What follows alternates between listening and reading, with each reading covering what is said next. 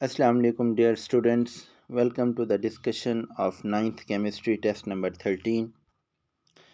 First of all, we will discuss the MCQs. The first MCQs is which one of the following is not an electrolyte?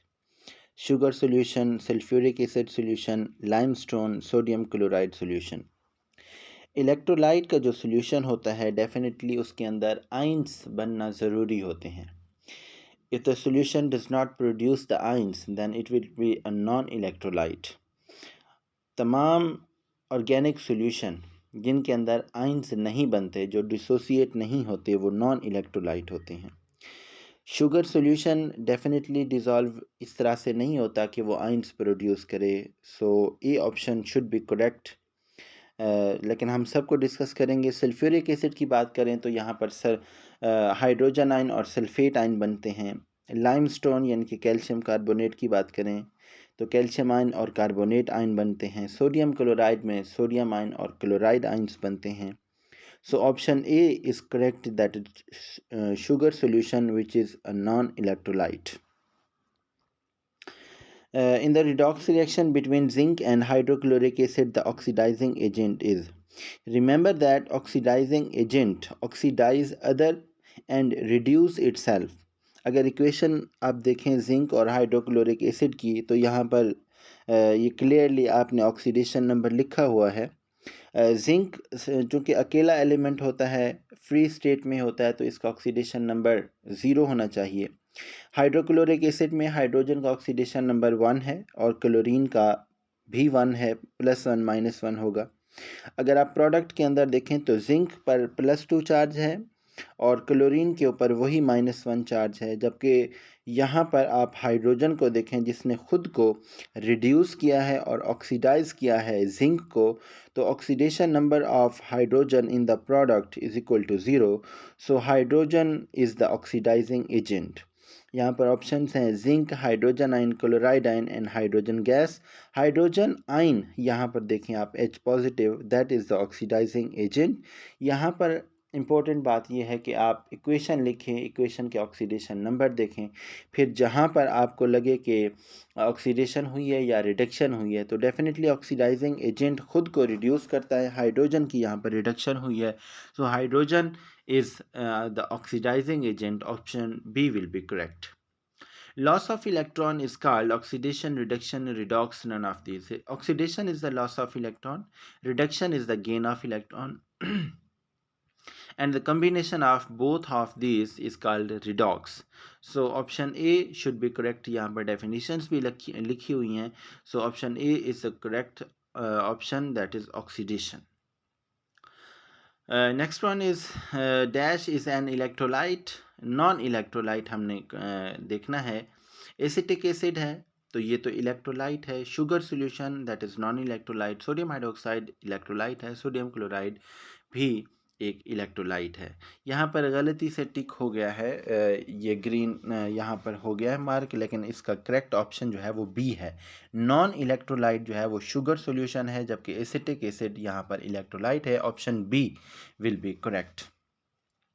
Which one of the following are reducing agent? Noble gases, non metals, metals, all of this. Reducing agent वो होता है जो दूसरों की reduction करता है और अपनी ऑक्सीडेशन करता है. चूँकि मेटल्स इजीली अपना इलेक्ट्रॉन डोनेट कर देती हैं, इसलिए ये बजाते खुद अपनी ऑक्सीडेशन करेंगी, और दूसरा जो इसके साथ एलिमेंट होगा यानी कि नॉन मेटल होगा उसकी रिडक्शन करेंगी. सो जो मेटल्स होती हैं वो रिड्यूसिंग एजेंट होती हैं और जो नॉन मेटल्स होती हैं वो ऑक्सीडाइजिंग एजेंट्स होती हैं. जबकि नोबल गैसेस जो हैं वो किसी के साथ रिएक्ट नहीं करती. Option C will be correct. Option C means metals are the reducing agent. Pure water is electrolyte. Pure water is very weak electrolyte. It is weak, very weak electrolyte.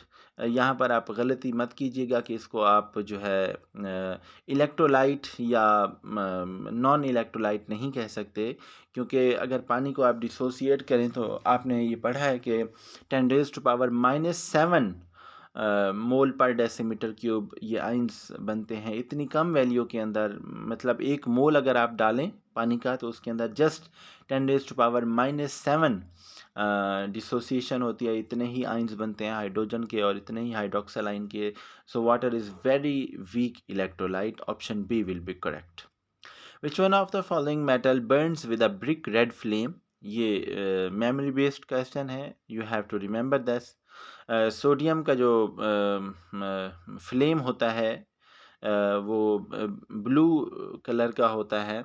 Magnesium का brilliant white colour का होता है, जबकि calcium का जो है वो brick red colour का होता है. Option D will be correct. Sodium is extremely reactive metal, but it does not react with hydrogen, nitrogen, sulphur, phosphorus. Alkali metals के अंदर काउंट की जाती है सोडियम. और अल्कली मेटल्स जो हैं वो डायरेक्टली नाइट्रोजन या कार्बन के साथ रिएक्ट नहीं करती. So option B will be correct. दे लेकिन एक और बात भी याद रखिएगा, अल्कलाइन अर्थ मेटल यानी कि सेकेंडरी ग्रुप वो कर देते हैं रिएक्शन डायरेक्टली नाइट्रोजन के साथ. तो आपको ये याद रखना है कि अल्कली मेटल जिनके अंदर सोडियम भी इंक्लूड है, दे does not react directly with the nitrogen. So option B will be correct. Metals lose their electron easily because they are electropositive, electron affinity, they are electronegative, they are good conductor of heat. Option A is correct because electropositivity is the ability of an atom to lose the electron. So metals are electropositive, they have the ability to lose their electron easily. That is the reason that they are highly reactive. So option A will be correct because metals are electropositive, so they lose their electron easily. Non-metals are generally soft, but which of the following is extremely hard? ये exception के अंदर आपने पढ़ा है. जितने भी आपके पास non metals हैं ऑलमोस्ट सब की सब बहुत ही सॉफ्ट होती हैं. समटाइम वो गैसेस में भी हैं, लाइक दैट ऑक्सीजन है, आपके पास नाइट्रोजन है, ये सारी की सारी नॉन मेटल्स हैं. बट अगर डायमंड की बात की जाए जिसके अंदर एक जेंट मालिक्यूल बनता है, बहुत बड़ा मालिक्यूल, एक स्ट्रक्चर बनता है, एक कार्बन मज़ीद 4 कार्बन के साथ अटैच होता है और एक बड़ा नेटवर्क बनाते हैं. So diamond is hard, that is the exceptional behaviour और एक्सेप्शनल कैरेक्टर. तो आप इसको एक एक्सेप्शन के तौर पर ले सकते हैं. आपको ये याद रखना है अमूमन सारी की सारी नॉन मेटल्स जो हैं वो सॉफ्ट होती हैं, but diamond is very hard. Which one of the following will not react with dilute hydrochloric acid, sodium, potassium, calcium and carbon? जो metals होती हैं वो react करती हैं डाइल्यूट हाइड्रोक्लोरिक एसिड के साथ. तो सोडियम मेटल है, पोटेशियम भी मेटल है, कैल्शियम भी मेटल है, ये सब की सब रिएक्ट करेंगी. बट जब आप बात करते हैं कार्बन की, carbon is a non metal, so it will not react with hydrochloric acid directly. So option D will be correct. Electronic configuration of chlorine is, chlorine का एटॉमिक नंबर 17 होता है. पहले शेल के अंदर और दूसरे के अंदर 2 और 8 आएंगे तो ये नियॉन की तरह इसकी कॉन्फ़िगरेशन बन जाएगी. ऑप्शन ए के अंदर हीलियम है, that is not correct. Option B के अंदर नियॉन है. आगे देखते हैं 3s2 3p5, 7 इलेक्ट्रॉन आएंगे थर्ड शेल के अंदर, that is the correct option. Fourth C option के अंदर देखें तो ऑर्गन पहले आ जाता है तो इसका एटॉमिक नंबर बढ़ जाता है. Krypton is the higher element. So option B will be correct because neon have atomic number 10, and then 7 electron that are remaining will occupy in the third shell, 3s2 3p5. So option B will be correct. Now we will move towards the short answers. Why are silver and gold least reactive? Reactivity of metals, definitely those metals which lose their electrons easily, they are highly reactive like that alkali metals. But when we are talking about the silver and gold, they do not lose their electron easily. That is the reason these metals are less reactive as compared to other metals. So that is the reason, because they do not lose their electron easily and they have more outermost electronic cores as compared to other metals. That is the reason that they are less reactive than other metals. Right any two chemical properties of non metals. ये आप कोई भी दो लिख सकते हैं definitely. ये चार आपको नज़र आ रही हैं जिनमें आप लिख सकते हैं they usually do not react with water, they do not react with dilute acids. अभी हमने इसके बारे में एमसीक्यूज़ में भी बात की थी। अगर वो नॉन मेटल्स जो हैं अगर मेटल्स के साथ रिएक्ट करेंगी तो फिर आयोनिक कंपाउंड बनाएंगी। अगर नॉन मेटल के साथ रिएक्ट करेगी तो फिर वो कोवेलेंट बॉन्ड बनाएगी। Which products are formed when chlorine react with methane in the presence of diffused sunlight? अगर bright sunlight है तो फिर हाइड्रोक्लोरिक एसिड और कार्बन डिपॉजिट होगा। अगर डिफ्यूज है तो फिर एक चेन रिएक्शन होगा जिसमें सबसे पहले मिथाइल क्लोराइड बनेगा, जिसमें एक क्लोरीन ऐड होगा, एक हाइड्रोजन रिमूव होगा, फिर दो क्लोरीन ऐड होंगे, दो हाइड्रोजन रिमूव हो जाएंगे, फिर तीन क्लोरीन आएंगे और तीन हाइड्रोजन रिमूव हो जाएंगे तो क्लोरोफॉर्म बनेगा, और लास्ट में सारे के सारे सब्सटीट्यूट हो जाएंगे hydrogen with chlorine and the product will be carbon tetrachloride. Next one, what is the nature of electrode used in electroplating of chromium?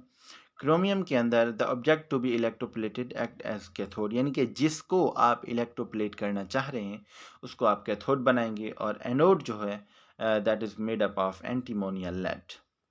Next one is differentiate between oxidation and reduction. तीन definitions हैं, आपने तीनों ही लिखनी है। addition of oxygen, removal of hydrogen or loss of electron, that is called oxidation. Removal of oxygen, addition of hydrogen or gain of electron, that is called reduction. Difference के अंदर definitely आपने difference ही लिखना है, आपने इसको paragraph के अंदर नहीं लिखना, इससे बैड इंप्रेशन जाता है। लॉन्ग क्वेश्चन की तरफ मूव करते हैं। Describe the rules for assigning the oxidation state. ये आपके पास रूल्स हैं, 7-8 हैं, ये आपने सारे के सारे लिखने हैं। लॉन्ग क्वेश्चन है। जनरली आपको पता है कि फ्री स्टेट के अंदर हर एलिमेंट का ऑक्सीडेशन नंबर 0 होता है। ऑक्सीजन का हमेशा -2 लिया जाता है, एक्सेप्ट बिहेवियर, एक्सेप्शनल बिहेवियर हैं समटाइम, जिसमें OF2 के अंदर +2 है जबकि पेरोक्साइड के अंदर -1 है। इसी तरह हाइड्रोजन का ऑक्सीडेशन नंबर हमेशा +1 होता है, लेकिन मेटल हाइड्राइड के साथ -1 होता है। Sum of all the oxidation number should be equal to 0 in a neutral molecule. जबकि किसी आयन के ऊपर जितना चार्ज होता है उसका ऑक्सीडेशन नंबर भी वही होता है। ये सारे के सारे रूल्स हैं जो आपको इसके अंदर मेंशन करने हैं। Find out the oxidation number of sulphur in sodium sulfate. You know the sum of all the oxidation number in a neutral molecule should be equal to 0.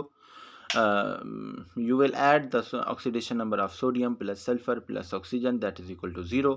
Oxygen का -2 होता है, यहाँ पर 4 एटम है, -8 हो जाएगा। जबकि सोडियम का +1 होता है तो 2 एटम हैं तो मल्टीप्लाई बाय 2 करेंगे। और सल्फ़र का आपने फाइंड आउट करना है।